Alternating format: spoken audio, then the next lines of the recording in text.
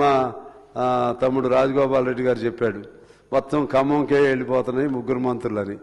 మరి ఆ 3 మంత్రులకు వెళ్తున్నాయో నాకు తెలియదు, కానీ మాకైతే రావట్లేదు. వాళ్ళు చెప్పాలి.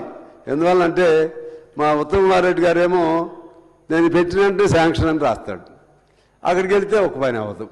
2.5 ఏళ్ల నుంచి తిరుగుతున్నానండి, ఒక్క పని కాలేదు. అట్లనే కోమటిరెడ్డి వెంకటరెడ్డి గారు కూడా, ఆయన కూడా వెంటనే శాంక్షన్, ఒక్క పని కాలేదు.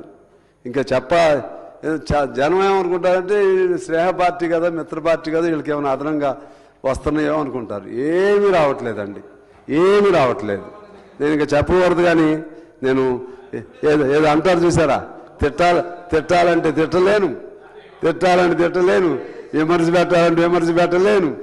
ఏం చేయాలో వీళ్ళు ఫ్రీగా ఉన్నారు, వీళ్ళు మాట్లాడాలంటే ఇష్టం వచ్చినట్టు మాట్లాడగలుగుతున్నారు.